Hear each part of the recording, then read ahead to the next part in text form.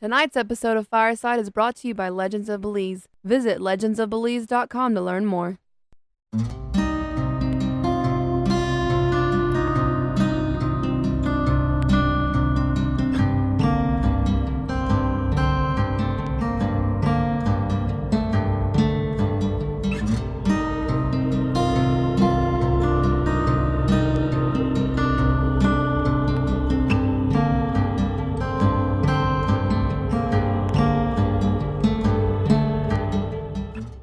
Hello, everybody. Welcome to Fireside Paranormal Podcast. My name is Jordan Cline, and I have a fun show planned out today. My guest tonight is Jason Fife. He is a paranormal investigator with Lost Souls Paranormal Detectives and Knoxville Paranormal Society out of Knoxville, Tennessee.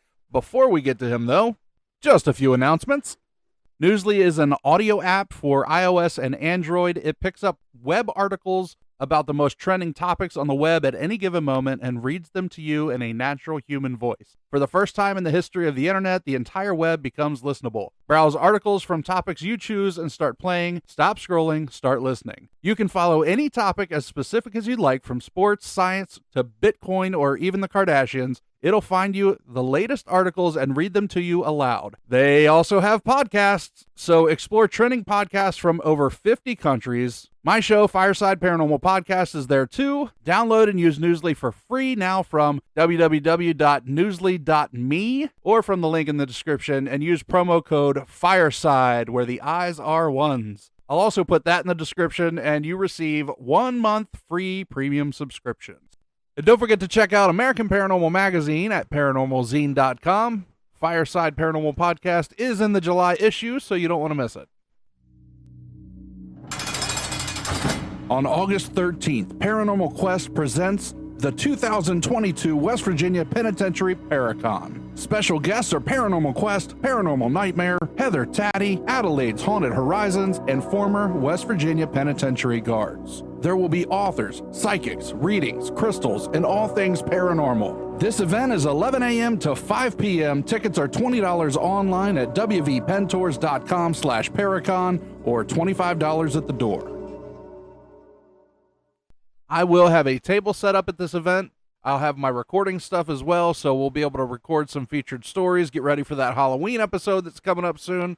And you know, I love meeting every single one of you, so if you get the chance, if you are in the area, make sure you're there. I want to give a big thank you to everybody who's joined the Patreon. If you haven't done it yet, check it out, patreon.com/Fireside Paranormal. Tiers start as low as $1. We have name drops, Discord server, giveaways, merchandise, and so much more. The $20 tier, actually, you get a chance to be on the show with me. Again, patreon.com/Fireside Paranormal. Make sure you check that out. Have you encountered something you can't explain? Do you believe in the paranormal but haven't experienced it? Are you a skeptical believer too? My name is Kristen, and I host the Paranormal Girl podcast. My show is an education in the paranormal.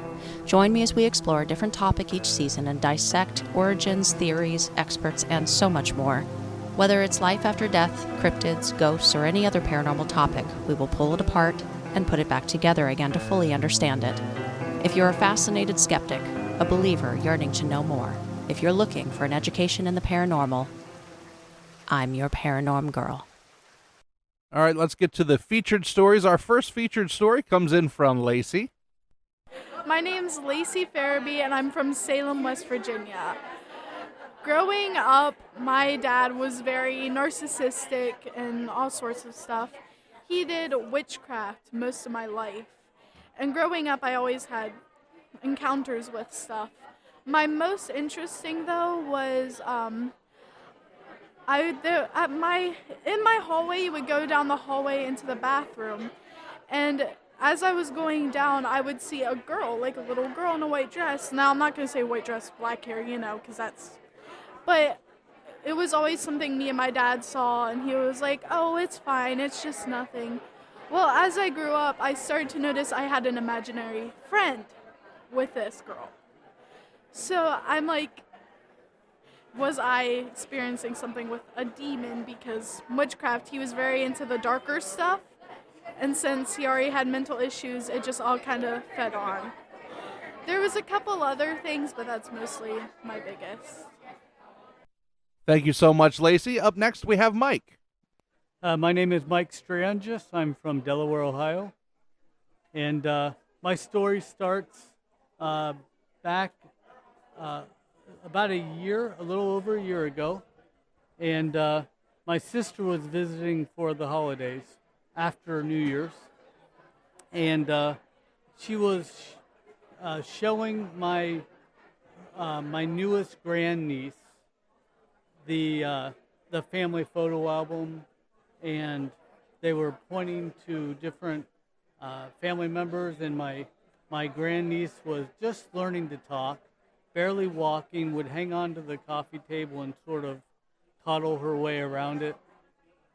And so throughout the day, my sister was pointing to family photos, and then just kind of forgot about it.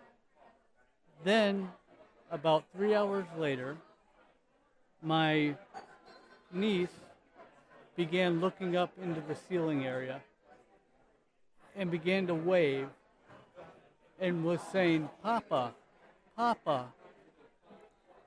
My father died 3 years prior to that, and she was seeing a name that she had never heard before, but I believe was seeing my dad and pointing to him and waving and laughing. And so there are some stories prior to that as well, but that's the most recent I've heard from my dad. Thank you, Mike. Our next story comes in from Hunter. I'm Hunter Blosser, and I'm from Morgan County. We have an opera house, and we were doing investigation of it. A huge TV crew came in and everything. They go around. It was their third time there, I believe. So we went up to the ballroom where it's usually off limits. I was the only kid of the group, so they thought the spirits and everything would interact more with me. So the adults were asking questions, and as soon as I said something, a little girl, which is usually up in the ballroom, responded on the spirit box. And I got some giggles and laughter, and you could hear footsteps running around, which it was usually, they store documents and things up there, so that's what it's mainly used for now. And then we got to go down into the sub-basement, which there was a fire before, and the sub-basement had tunnels leading throughout all of McConnellsville, which we believe were Underground Railroad passageways during before the Civil War we had. We don't know if it was an actual person that died in the tunnels, but the spirit down there is more violent towards people, so they call it a demon and things like down there, but it's tend to latch onto people, follow them home, cause actual violence, push people. Now, they had a camera set up far away from us, and the camera was actually picked up. No one was near it. The camera was picked up, physically moved slowly across the room.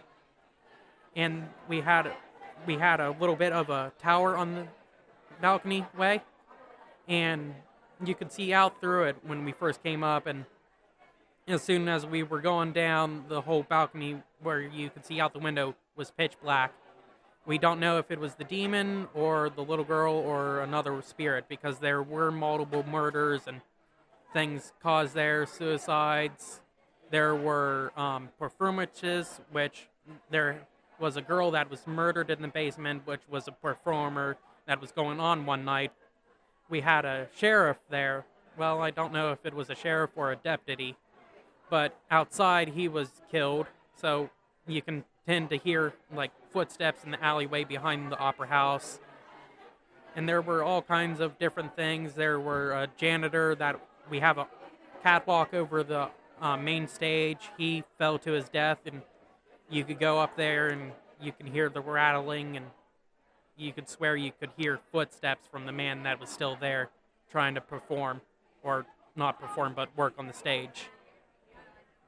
Hey, you said that you're a kid. How old are you? I am 16, and this was pretty fun. I did it when I was 15, and it was probably one of the weirdest but most interesting experiences I had. Thank you, Hunter. If you want your story to be one of our featured stories, make sure you send us an email, firesideparanormalpodcast@gmail.com, and we can get you on the show. Legends of Belize is a series about mythical creatures that dwell in the jungles and waters of Belize. The Belizean legends are captured, documented, and preserved like never before in a comprehensive art series and books with fully colored and detailed images of fine art by artists, authors, and award-winning animators Dismas and Grissi G. Discover the supernatural creatures that await deep in the jungles, such as the mysterious dwarf called Tata Duende with backwards feet known to rip the thumbs off of trespassers, or the beautiful shape-shifting woman known to locals as the Ishtabai, who seduces drunks to never be seen again. These creatures and many more can be found in the Legends of Belize books. Learn about the cryptozoological, paranormal, and unexplained creatures that haunt Belize. Be fascinated. Be terrified. Belize. Legend of Belize books are available in print and ebook. Buy your copy from your favorite online bookstore such as Amazon, KDP, Apple Books, and many more. Also be sure to visit legendsofbelize.com. If you have any interest in sponsoring the show, make sure you send me an email. Again, firesideparanormalpodcast@gmail.com, and we can work it out. All right, I want to get to my guest. Join me by the fire as we welcome Jason Fife. He's a paranormal investigator with Lost Souls Paranormal Detectives and Knoxville Paranormal Society out of Knoxville, Tennessee. Jason, you with us? I am. Hello, Jordan. How are you? Very good, sir. Thank you so much for joining me on the show today. Oh, you're welcome. It's a pleasure for me being here, and I really want to thank you for having me. Now, I've got to listen to you a couple times on my friend's show, Paranormal Girl Pod, with Kristen. Yes. You do a great job. And I wanted to bring you Thank on you. to let my listeners hear a little bit about what you do. Sure. Not a problem. I'd be more than happy to. All right, so let's go into like Lost Souls Paranormal Detectives. What is the group? What do you do? Okay. We actually, we formed, it's actually myself and my best friend, Craig Hoffner. We formed in 2007 in Knoxville. We both live here. We basically just started out on a whim, pretty much. It was basically, I call it the driveway decision, because we were standing outside and on the driveway. We were just talking about paranormal and this and that. Uh-huh. And he's a huge skeptic. So that, to me, I'm empathic, and I've always had a gift. And I didn't realize it until later on in life. But, so we're standing there, we're talking back and forth, and like, why not? Why don't we? Because at the time, Knoxville didn't have a lot of paranormal stuff, like groups or anything going on. And if it did, nobody ever really mentioned it. So you were a first group in the area, and you decided to pair up with a skeptic. Yes. Yes. You're like, you know what? I believe in this stuff. And he's like, nope, you're an idiot. And you're like, let's have a team. Yep. Exactly. Because that's like the best. And we've been together since 2007. So it's just like, it's kind of been me and him. We've never, we've went almost on every case together. I mean, we've done every kind of project or, anything that goes on with paranormal, that we've done it. So it isn't like we had a team for 5 years and then we stopped, and then we had another team and then we didn't go back together. Like we've done this for this long. So is he still a skeptic? Is he still a skeptic? He don't get me wrong, he believes, but he will go out of his way to find out. I mean, he'll, as far as like taking doors off a hinge or, checking windows. And I mean, this is something that is elementary in what we do, but he's still like, I couldn't tell you, I get excited when I talk about paranormal. No, you're good. When we go to places, I mean, he's checking the windows outside. He's checking, around the kind of the foundation to see, if there's cracks. And he goes to the utmost. I don't know how to even describe it. Like that's what makes us good of a team. Is because he goes above and beyond like the skepticism of it. I mean, he will pick around things like, if you're if you walk across the kitchen floor and let's say your dishes rattle in the cupboard, he'll check it. He wants to know why they're rattling. You know, like he wants to make sure there is nothing that can contaminate our evidence if we do get any. And that's kind of, I mean, he's done that for years. You know, he's just very good at what he does. Now, as far as like evidence that you've seen, is there anything that you've collected like that has changed his mind that he's like, all right, I can't explain away that, and maybe we got something there? To be honest, through the years, he's become more, I think, relaxed about what we do. It's kind of odd because for me to say this, because we've been doing this for so long, but with what he does and what I do, like the communication there is insane. Like I know what he's going to do before he does, and vice versa. And it's very like going out or getting the evidence. I mean, we were at one investigation, and there was an orb as big as a softball in an attic, and there's no mirrors up there, completely dark, and we all saw it because he saw it on the camera marker downstairs. We had wireless cameras and stuff hooked up. Yeah. And he spent almost an hour going out in the street, shining a flashlight, coming back in, looking, marking it down, everything, like meticulous detail, because he was like, there's just no way a car had to pass by. And that's something till this day we've never been able to debunk. So that's kind of on his like aha list, I guess. Uh-huh. If you want to call it that, it's like well, something could possibly be there, but he's not sure. There was an airplane that flew by just at the right time. Come on, Jason. Oh. Now, you have another group as well, this Knoxville Paranormal Society. How is that different? Why did you set up a separate team? What was it that made you do it? With that, we was kind of just a branch out. Like we've been us for. So the thing about us is we've done it for so many years. We took about a year and a half off. Not really a whole lot of paranormal stuff at all. And we live in the Bible Belt in Knoxville, Tennessee. So there's literally a church on every corner, and religion's a big thing here. And with us, it was like if you talk about paranormal stuff around here, it's not as bad as it was 10, 12 years ago, but now it's like, what do you mean? People still think you're a little crazy. Yeah, yeah. Or a little touched, as people like to say around here.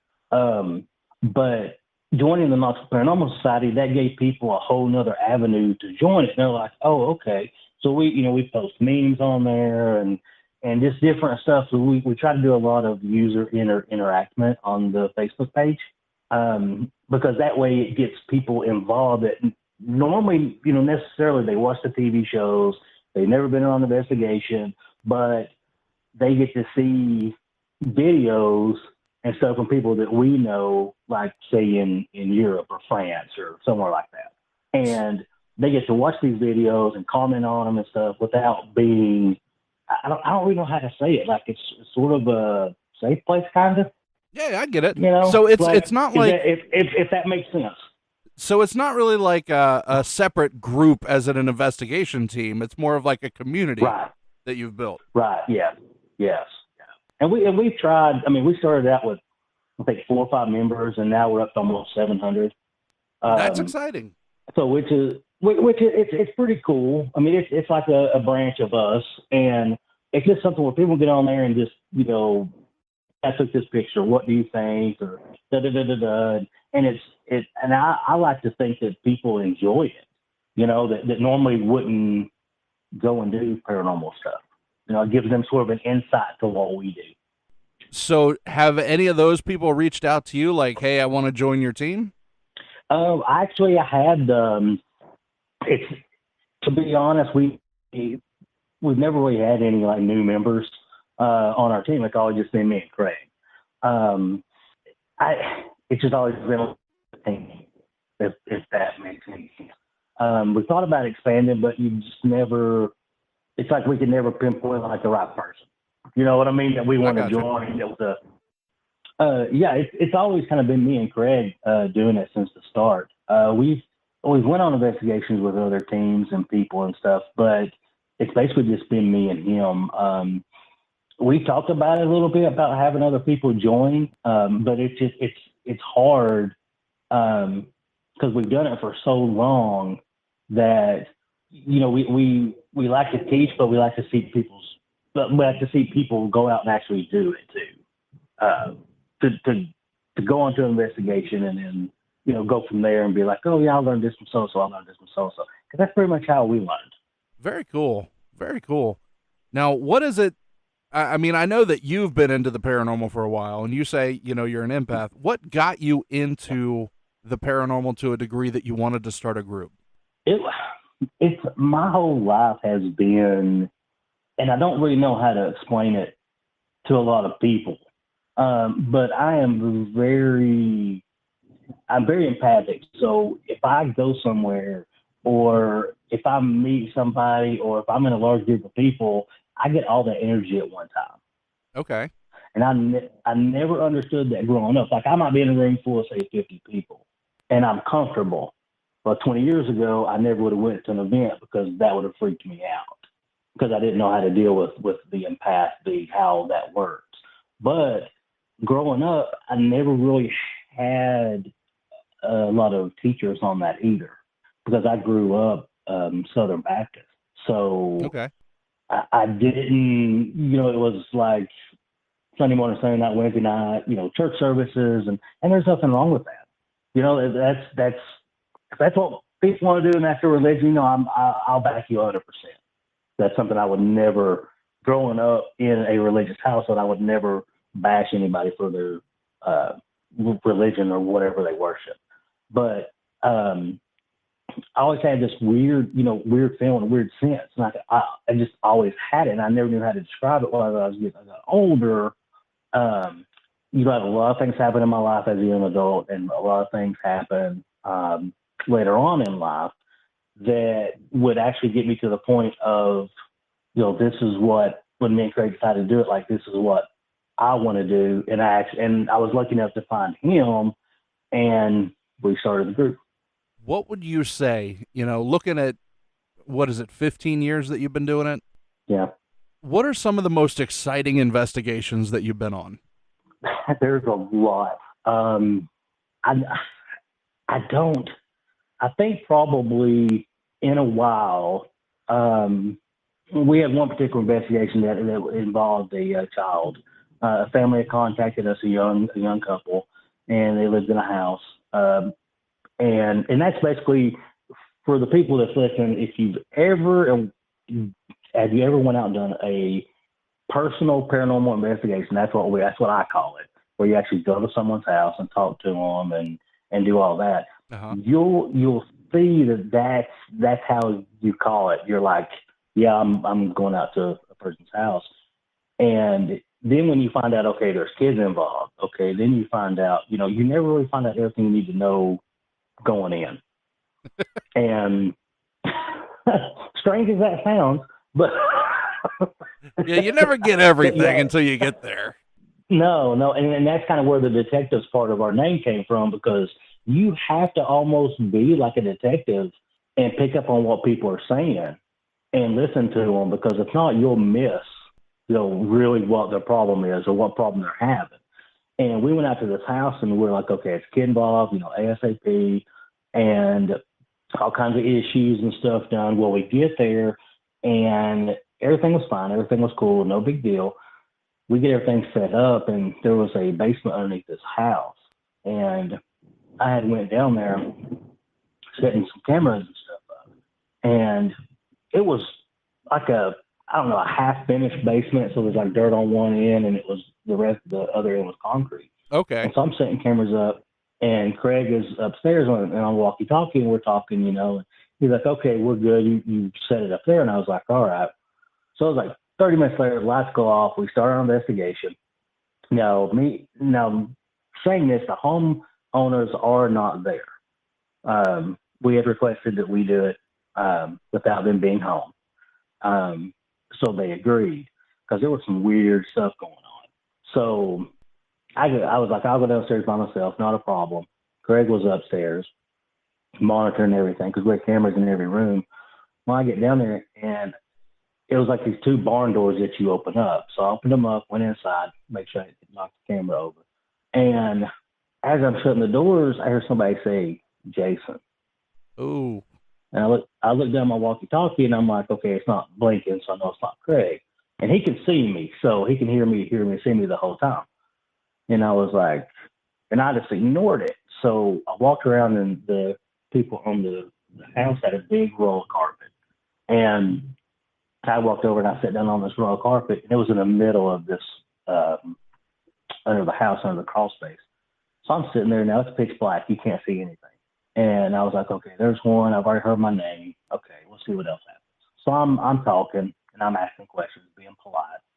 And all of a sudden, on my right-hand side, I feel something standing kind of behind me to my right, beside me. I mean, it was like I could feel it, but not at the same time. Mm. And I heard it whisper my name in my ear. Really?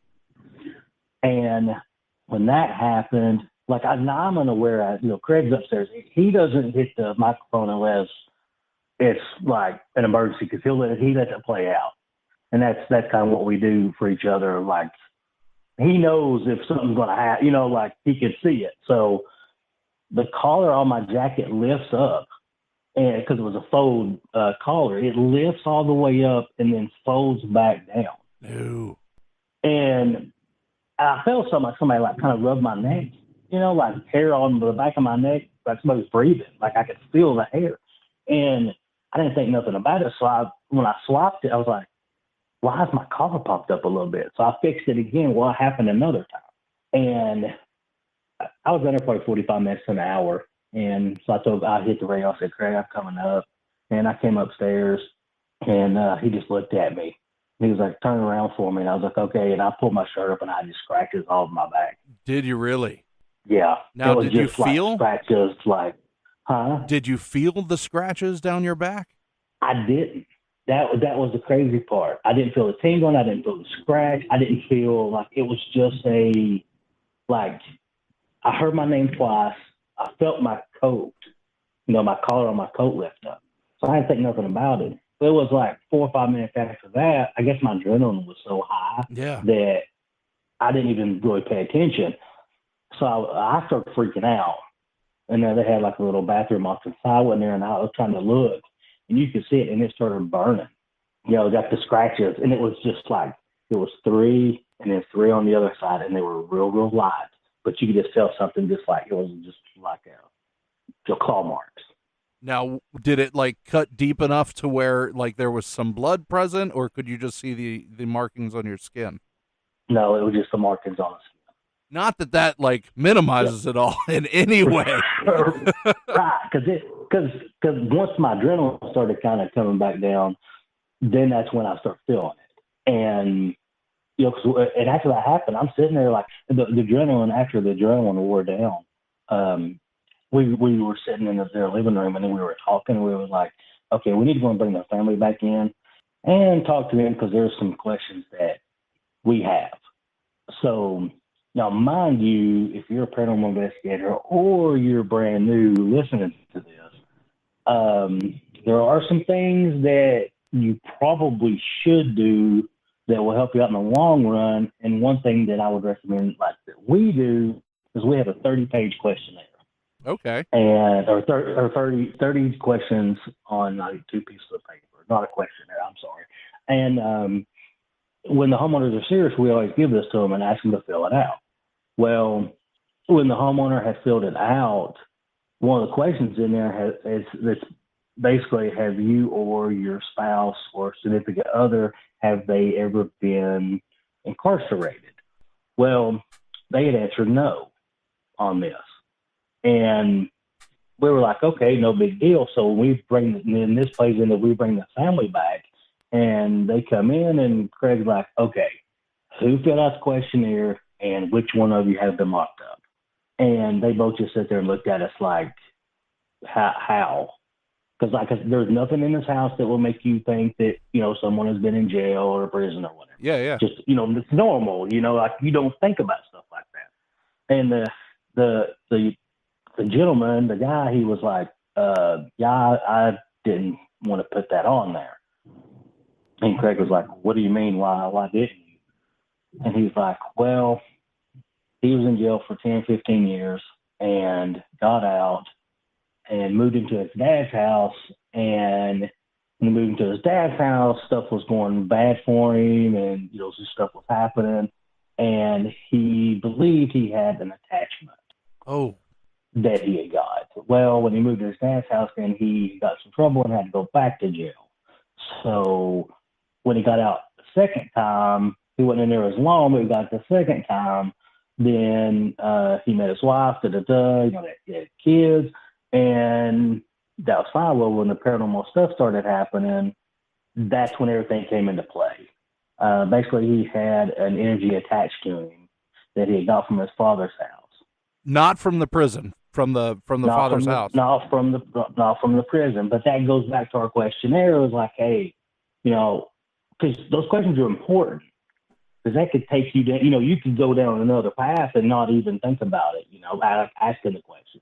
So when Craig asked him the question, hey, why didn't you tell us you've been locked up?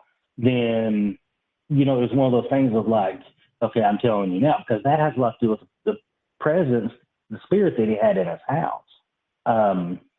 Was, because we would have never known what happened. He got out of prison, went to his dad's house. There was apparently a dark spirit there. Eddie got attached to him. He went back to jail. There's a lot of stuff in there that we would have never figured out. And ended up with this event. And this was probably one of my most memorable, being scratched and stuff. But come to find out, his dad just lived literally right across the street from him. Oh, no, right across the street? Right across the street. Like, we're talking like 2 houses down. And that was the house where I guess he had brought that spirit from. I mean, technically, if you think about it, if that spirit or bad energy is attached to the land, right? And I don't know why my voice just cracked there. You're welcome, everybody. But if that's attached to the land itself, it wouldn't necessarily have come from the dad's house. It could be a spirit that's just attached to the land in that area. And that's true too. That's very true. And where the house was situated, there was a big power line. Oh. So they were thinking that had a lot to do with it. So I had asked if I could go over and speak with the dad. Because I just wanted to find out, because that's what he was telling us. So I'm like, let me figure this out.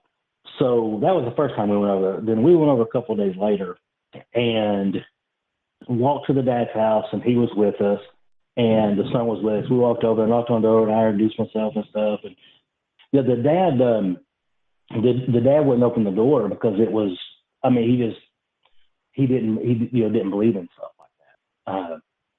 Some spirits and all that, but come to find out that he had been dealing with some issues and some spiritual issues, the father, and I think you're possibly right on that as far as the land too, because you never really know, what's there, what's connected.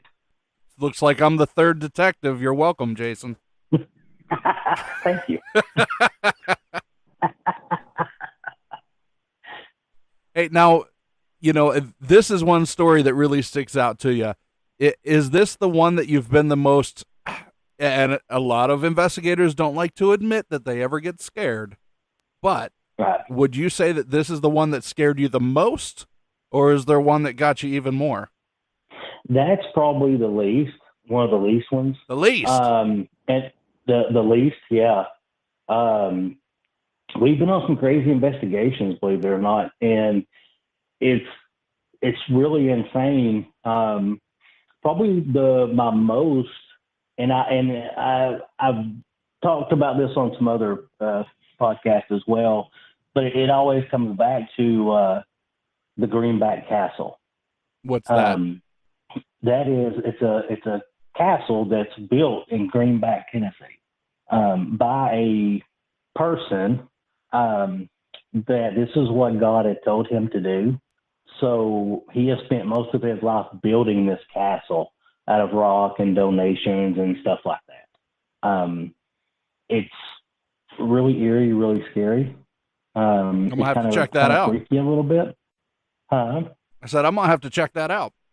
It's this real deal. I mean, it's there are people from all the world that came from all the world to look at this.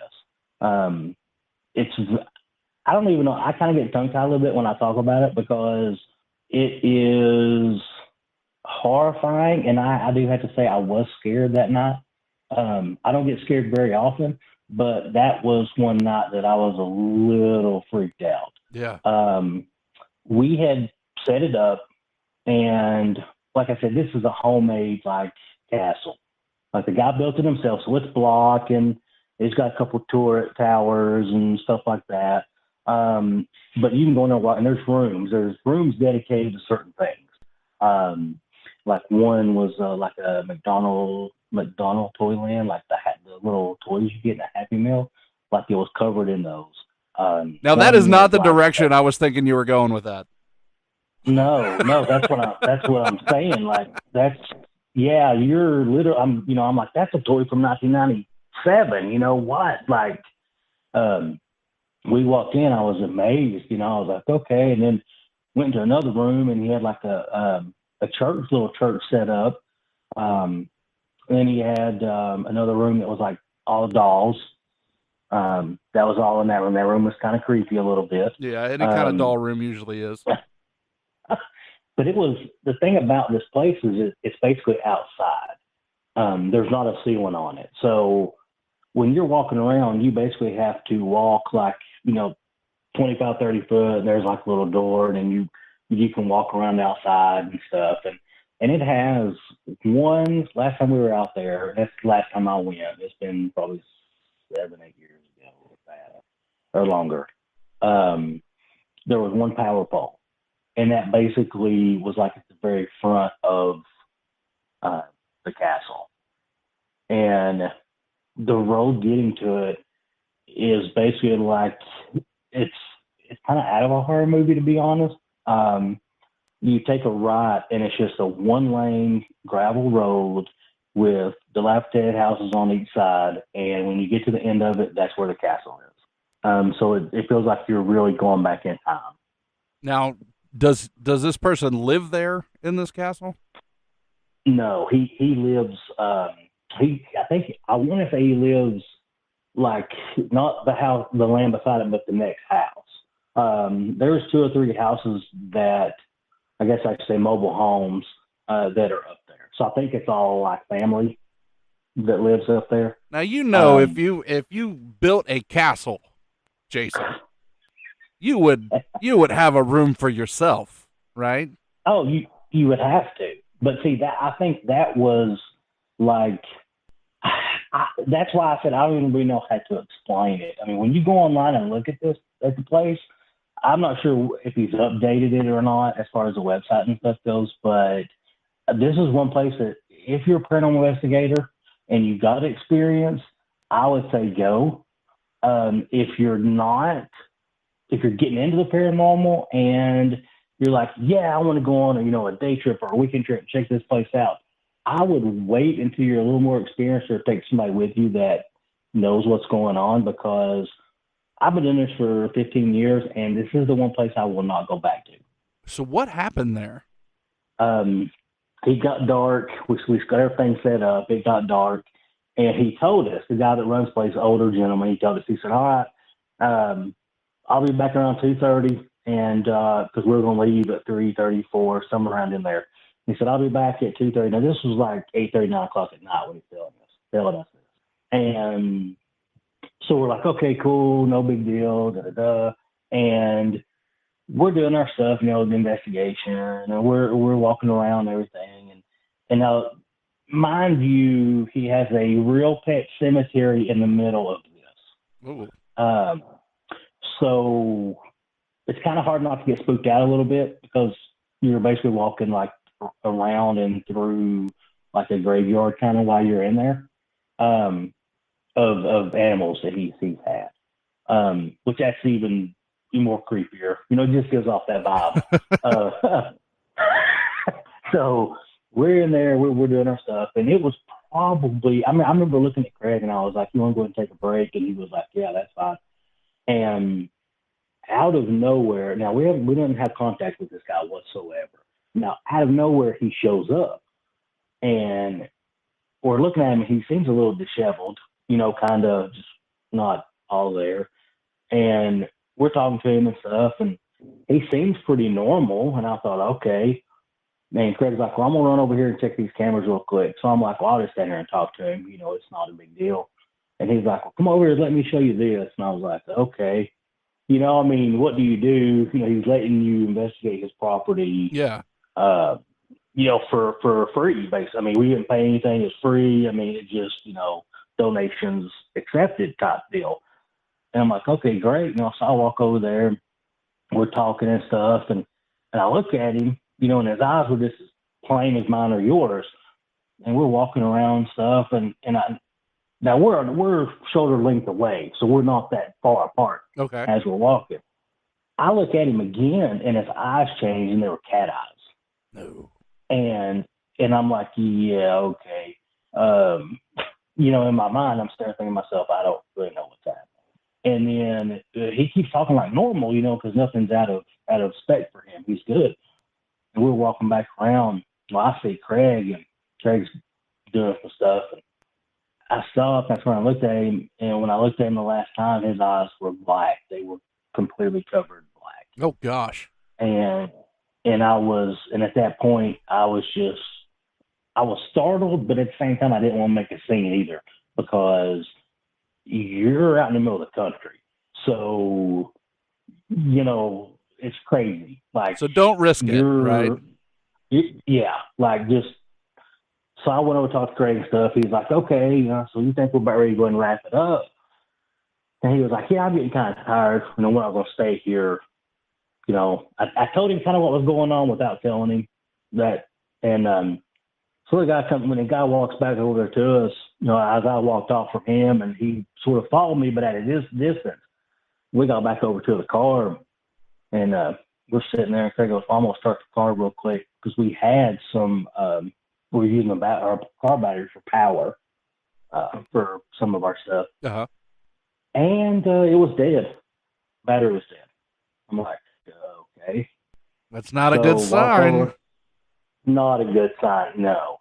And we're sitting there, and we're like, okay, so battery is in the middle of nowhere, and it's not like he's really starting to creep me out a little bit. Like I'm really like, I'm a paranormal investigator and all, and I've seen a lot and done a lot, but this might take the cake.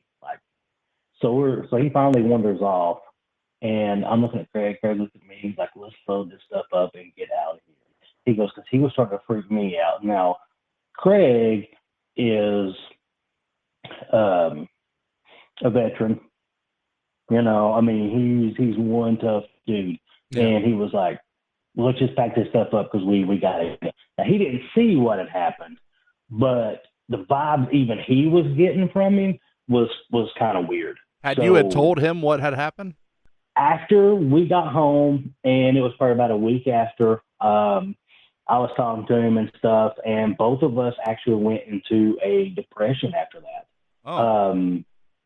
We both kind of went into like this sort of, I don't know, it was kind of like a paranormal funk, if you want to call it that, I guess. But it was really weird because we didn't want to have anything to do with paranormal for a while. It was probably a month or so.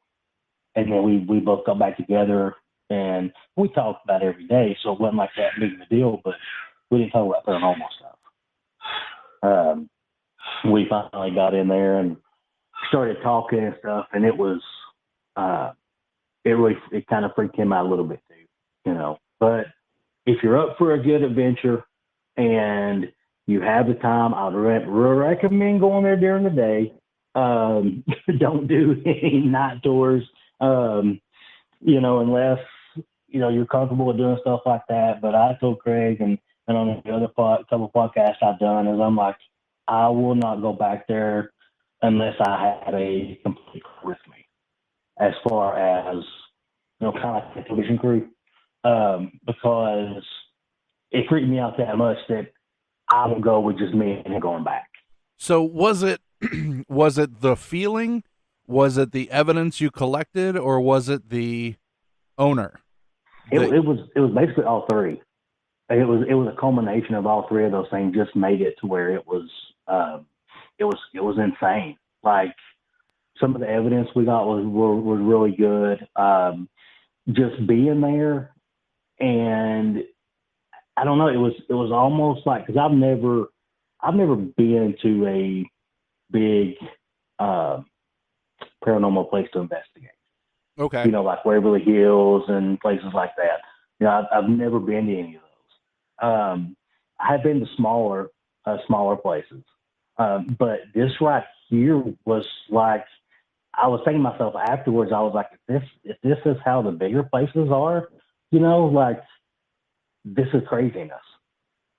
Because this is literally like an hour away from me, and it was intense, it was insane, it was just everything rolled up into one. So do you see yourself ever going into one of those big places now, just to see if it's different? I would like to. We've talked about going to Octagon Hall. Okay. We talked about doing that. But as far as I know, the only other place that me and Greg have talked about going is Bobby Mackey's. That's like kind of number one on our list. That's a big bucket list for a lot of investigators. Yeah. Now, I got to ask you this now, too. I know you've told some stories, but I got to ask, because you have equipment that you're using your car battery for. So what do you use on investigations? Oh, the equipment. We have, we've got a DVR system that we use. We also have, that's kind of our main piece of equipment. We don't use, Greg likes using apps and stuff like that, but I don't really know exactly what he uses. Yeah, I'm with Craig on that one. I'm not sold on all the apps. Because the ghost box type apps, I mean, any voice or vocal or any word can be programmed into it, so it takes that out. And then, with the other one where it shows like stick figures and things, I mean, because you can make that out of an Xbox 360. Yeah. I mean, that, and people were posting that on like TikTok, and they're like, a ghost. I'm like, I don't know if that's how that works. Exactly. But we're basically, I mean, honestly, we're very simple in what we have. We have our DVR system. We have a couple of digital recorders, which the digital recorder is probably the first thing that you would want to buy. Oh, yeah. If you're thinking about becoming an paranormal investigator, or because that's a big piece of your equipment. That we have. I'm trying to think what else we have. That we have dowsing rods that we use quite a bit. I'm trying to think, because we bought a few things here recently. But Craig actually has a motion activated teddy bear. Oh yeah. That he loves. Craig and his teddy bear. Yep, but that's pretty cool, to see it work. But we also use some older techniques too. Like, I'm a huge fan of the baby powder technique. All right, so tell us about that. Basically, it's very simple. It's one of the first things I learned to do. If you go somewhere and they're having experiences or phenomenons or something like that, basically you take baby powder. Don't use a whole lot because it can be really messy. But you put it on a table, a chair, a counter, whatever, and you take a glass, flip it upside down with the open part down, and you just set it on there. Then you just basically ask who or whatever is there if they would move the glass. And we normally do it if, like, we're sitting there, just all sitting there. Or we'll sit there, put a camera on it, and walk off. And we've had pretty good success with that. But there's a lot of times, too, we just wasted the baby powder. No, that's interesting, and that's one that I haven't heard people use before, because I have a lot of investigators that come on, and even before this show, the show that I did previously, I interviewed a lot of investigators, and nobody's talked about that one. So, yeah, Yep. if anybody Yeah, out there uses that one, email me. I want to find out how many people use this method.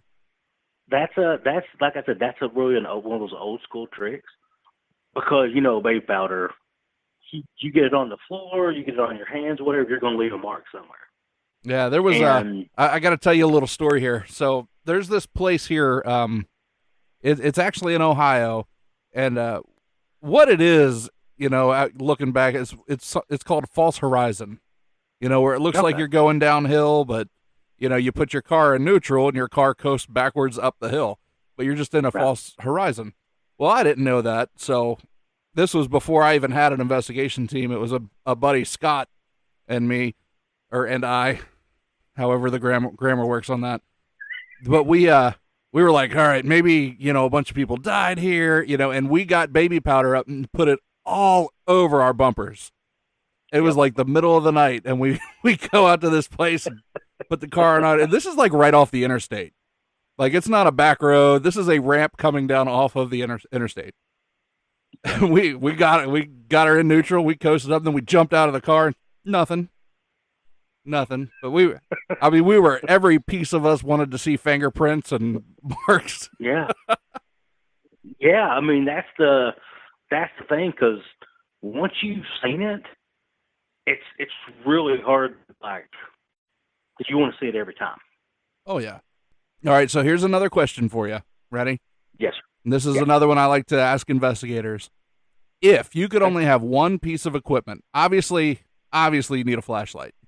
But aside from a flashlight, what is, if somebody out there was going to start a group, wanted to go on an investigation, and they could only bring one thing, what would you say? I would say a voice recorder. How come? Because that's your easiest way to learn how to do it, learn how to become a paranormal investigator, and to me, that's your most important piece of equipment. Because if you're in a room by yourself and you have your recorder and your flashlight and it's pitch black, you can start your recorder and you can sit in there with it the whole time, or you can leave it somewhere and walk off. Yeah, And no, come I back. 100% agree. I think that was my first piece of equipment. And when you catch that first evidence on there that you can't debunk it, you can't figure out what it is, then you're like, I may have just caught something. Oh, you're hooked for life. At that point, you are hooked for life. There's nothing that's going to get you out of it now. No. And then you move up. So what is the next steps for you? What are you doing with your groups? What are the goals? As of right now, we're slowly just moving along. We're looking at some like paracons and stuff like that to do possibly end of this year, first of next year. We're really just kind of the underground paranormal investigators. We don't go, we don't do a whole lot, but we're there, especially for Knoxville and some of the surrounding states, Very cool. or anybody actually. We're not really slowing down, but we haven't been doing as many residential cases since COVID happened, actually. And I think on that, I guess it's sort of the same lines. COVID has played a big part in the paranormal world, Oh, yeah. especially with everybody being home as much as they were, and stuff happening in their homes that they never saw before or heard before, and stuff like that. So that's really changed the paranormal community. I mean, I think since that's happened. I think it's grown a large amount. Like you said, people actually being stuck in their homes. So the folks that are out working all day and sleeping all night aren't really experiencing the everyday of what's happening. Aside from No. that, I mean, TV shows that they're watching, and people are getting really into, paranormal shows and true crime shows, and just, I don't want to say the darker end of TVs, but really maybe Yeah. a fringe that they've never been involved with before. Yeah, that's And true. I think a lot of podcasts started as well, so a lot of folks are getting into the podcasts either listening or, doing. It's been a big growth, I think, since COVID. It is, and it's kind of cool to see that though, actually, because in some ways I feel like before COVID, everything was just kind of normal and everybody went about their daily lives, and especially in the paranormal community, I mean, it was just kind of, we just went along and did what we did. Yeah. Whatever, we would talk to them and figure out if it was, that important to go, or, what do we need to do to help these people, basically. And now, after COVID, it's like I'm seeing stuff now, like for an example, my girlfriend and I watched this television show, and it's sort of a reality show, and it is a reality show. And one of the episodes they had on there a couple weeks ago, the girl and her husband, lady and her husband, were talking about they think they have a spirit in their apartment. And I haven't seen that on any kind of reality show here lately, as far as a mainstream reality show. Yeah. I may be a little behind on my stuff, but and I'm sitting there going, wow, everybody's investigating, or, starting to be a paranormal investigator, or and at least talking about it, dabbling. Yeah. Yep. Now, how do folks get in touch with you if they need you? I know we got some listeners in Tennessee as well. We might have some in the surrounding areas. What what is the best way to get in touch with you if they need you? Okay, the easiest way is my Facebook. It's Jason Fife. You can look me up on there. And also through the Lost Souls Paranormal Detectives page on Facebook, and we have the Knoxville Paranormal Society as well. If you're on Instagram, then I'm jason.5.75. You can find me on there and send me a message or follow me. Now, the Knoxville Paranormal Society, do you want to keep that just local folks, or are you opening that up to anybody who's listening and might want to get involved? No, it's for everyone. It's for everyone. If they want to join, then that's fine.